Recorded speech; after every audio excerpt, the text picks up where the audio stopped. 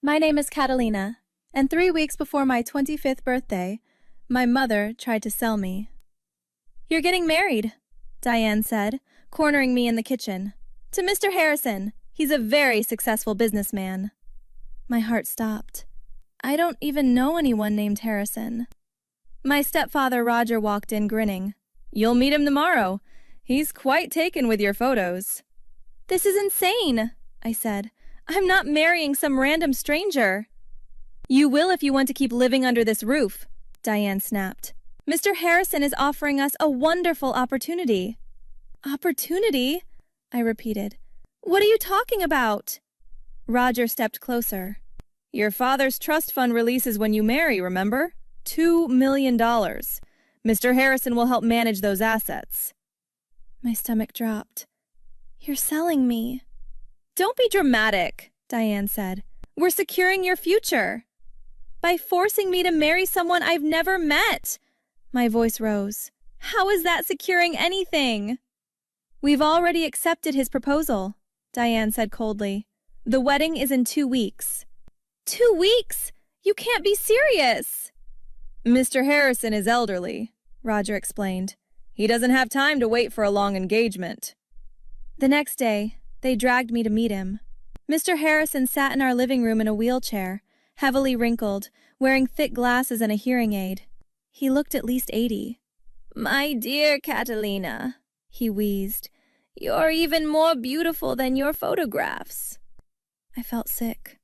"Mr. Harrison, I appreciate the compliment, but—" "She's just nervous," Diane interrupted. "Aren't you, sweetheart?" "The ceremony will be at my estate," Harrison continued. "Very private, just family, very intimate." "Why so private?" I asked. Roger shot me a warning look. "Mr. Harrison values his privacy.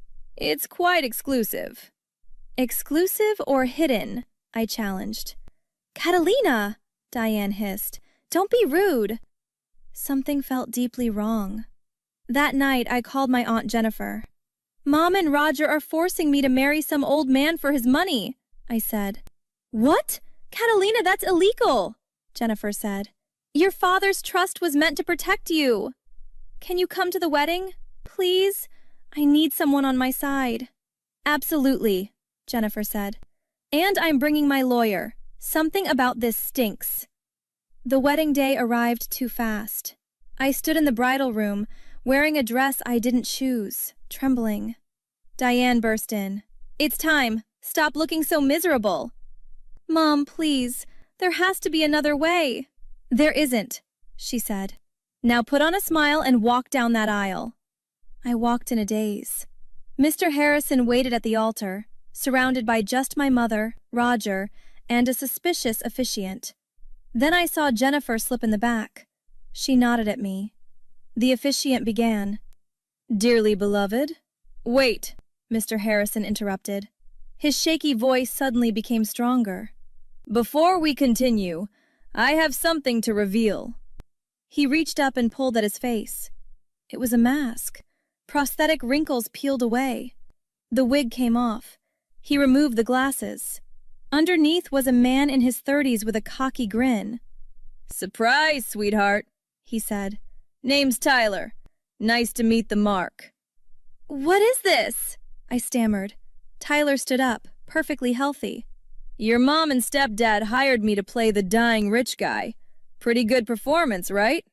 I looked at Diane and Roger. They weren't even shocked. "Mom? You knew about this?" "Of course I knew," Diane said. "It was my idea. Once you're married to Tyler, he signs the trust fund over to us," she continued. "We split it 3 ways. You get a small allowance." "You're committing fraud," I said. "Prove it," Roger laughed. "Everything looks legitimate on paper." Tyler smirked. "And if you try to annul it, we've got witnesses who'll say you knew everything. You'll look like the con artist." "I object!" Jennifer's voice rang out. She marched forward with a woman in a sharp suit. "Who the hell are you?" Diane demanded. "I'm Lisa Montgomery, attorney at law," the woman said. "This ceremony is over." "You can't stop this," Roger snarled. "We have legal rights." "No, you don't," Montgomery said. "Catalina is being coerced into a fraudulent marriage. That's conspiracy to commit fraud." "Recording devices are legal in this state," Montgomery added.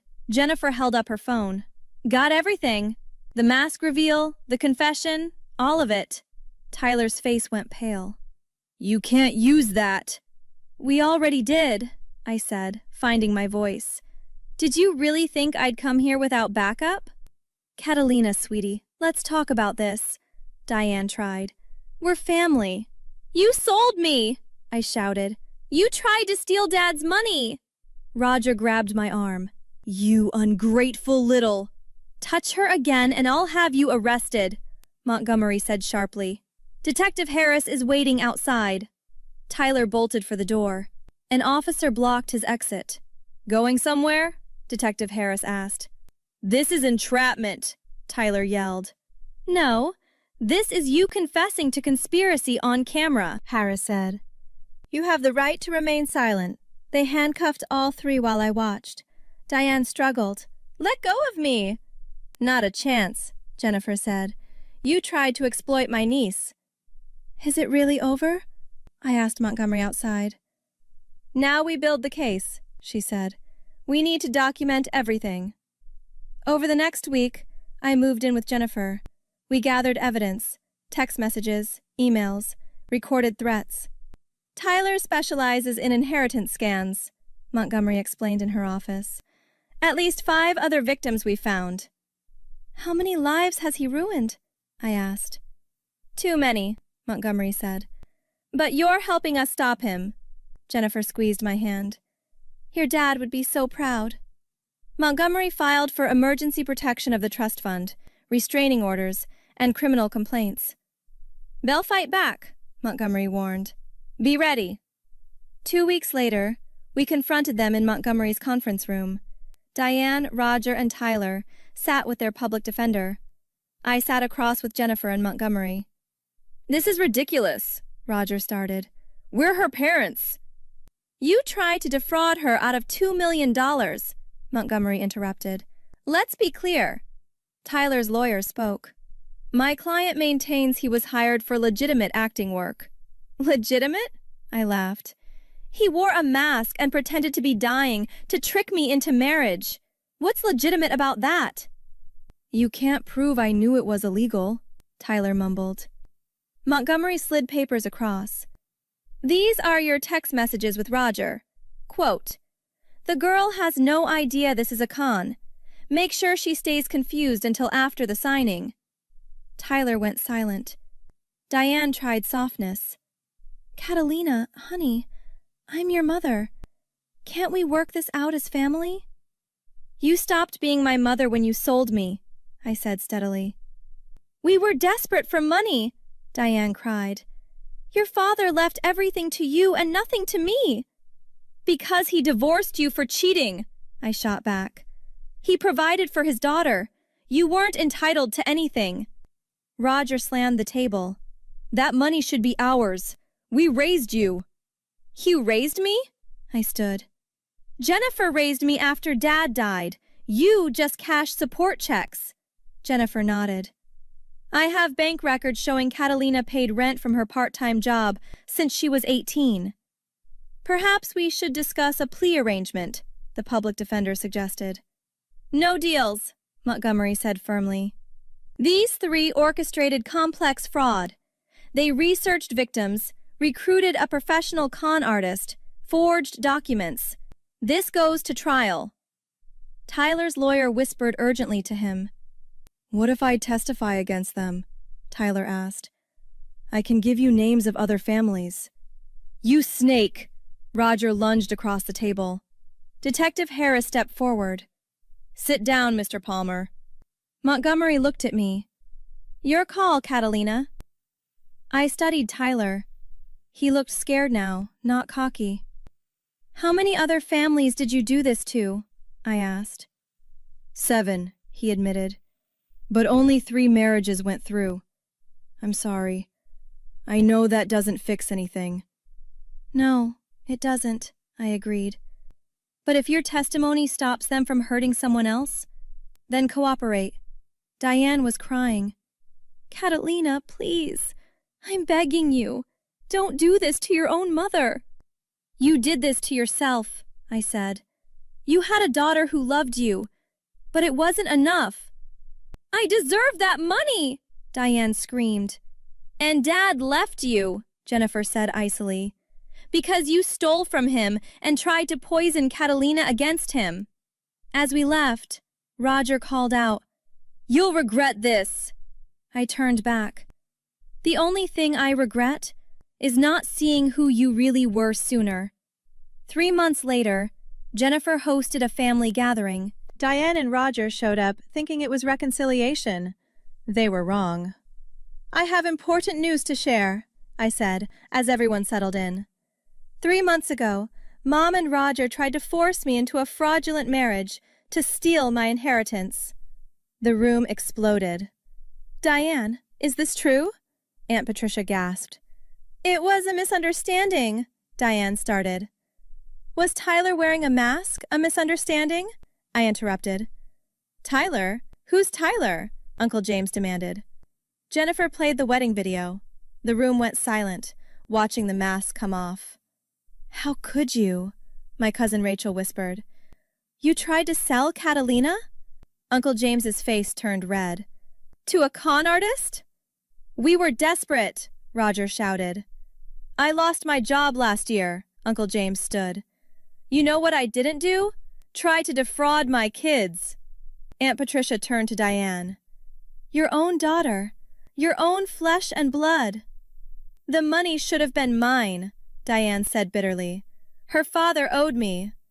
Dad owed you nothing, I said firmly. So what happens now? Rachel asked. Are they going to jail? Attorney Montgomery stepped forward. They're facing fraud charges, conspiracy, and attempted theft. Trial is next month. Who are you? Roger demanded. Ms. Montgomery, Catalina's attorney, she said. And I've been documenting this conversation. She gestured to cameras Jennifer had set up. Roger went pale. You recorded us? Just like you recorded yourself at the fake wedding, Montgomery said. Interesting how that works. Diane looked around desperately. James, Patricia, please. We're family. Tell them this is going too far. Uncle James shook his head. You stopped being family when you tried to hurt Catalina. We're done, Diane. Rachel? Diane tried. Sweetheart, you understand, don't you? My cousin stood. I understand you're a criminal. Don't ever contact me again. One by one, each family member spoke. You're not welcome at our house anymore, Aunt Patricia said. I'm telling my kids never to trust you, Uncle James added. Mom would be ashamed of you, another aunt said. She raised us better than this. Diane started crying. You're all turning on me? After everything I've done? After everything? I repeated. What exactly have you done for any of them, besides borrow money you never paid back? That's different. Is it? Uncle James cut her off. You owe me $3,000 from 5 years ago. Called it an emergency. Never saw a dime. You borrowed from me too, Aunt Patricia said. $1,500 for medical bills. We hit hard times, Roger defended. That's not a crime. No, but fraud is, Detective Harris said, entering from the kitchen. Tyler's testimony has been very enlightening. He's given us 4 other families you've attempted this scam with. What? Diane's voice shook. We have warrants for additional charges, Harris continued. We're leaving. Roger stood quickly. Actually, you're not, Harris said. You're both under arrest for multiple counts of fraud conspiracy. He read them their rights while the family watched in stunned silence. Diane screamed as they handcuffed her. You did this! You destroyed our lives! No, Mom, I said calmly. You destroyed your own life. I just made sure you couldn't destroy mine. I'm your mother! Diane shrieked. How can you do this to me? How could you do this to me? I countered. You tried to sell me to a stranger. As they dragged her out, she kept yelling, but I felt nothing but relief. After they left, the room stayed quiet. Then Aunt Patricia hugged me. You were so brave, sweetheart. Your dad would be incredibly proud, Uncle James said, wiping his eyes. Rachel squeezed my hand. I can't believe you stayed so calm through all that.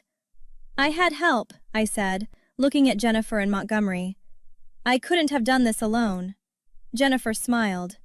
That's what real family does. We protect each other. Montgomery closed her briefcase. The trial will be straightforward. Tyler's cooperation, the recordings, the paper trail. They'll likely plead out to avoid worse sentences. And my trust fund? I asked. Completely protected, Montgomery confirmed. I've set up additional safeguards. No one can touch it without your explicit written consent. Not that anyone would try now, Uncle James laughed. We all just watched what happens when people mess with you. The evening ended with actual celebration. Family who loved me, protecting me, supporting me. As everyone left, Jennifer pulled me aside. How do you feel? She asked. Free, I said honestly. For the first time since Dad died, I feel completely free. He'd love that, Jennifer said softly. He wanted you to have choices, to build your own life. That's why he set up the trust. I looked at my father's picture on Jennifer's mantle. I'm using the trust fund for college. I want to finish my degree in social work. Social work? Jennifer smiled. Someone needs to help people like me, I said. People being exploited by their own families. I want to be that person. Jennifer hugged me tight. You're going to change lives, Catalina, just like you changed your own. That night, I finally slept without nightmares. My mother and stepfather took plea deals. 5 years for Diane, 7 for Roger. Tyler got 18 months for his cooperation. I finished my degree, started working with victims of financial abuse, and never looked back. This wasn't revenge. This was justice. And it felt absolutely right. Have you ever had to expose your own family to protect yourself? Sometimes the hardest thing is admitting the people who should love you are the ones hurting you most. Like and subscribe for more stories about people who refused to be victims and fought back the right way.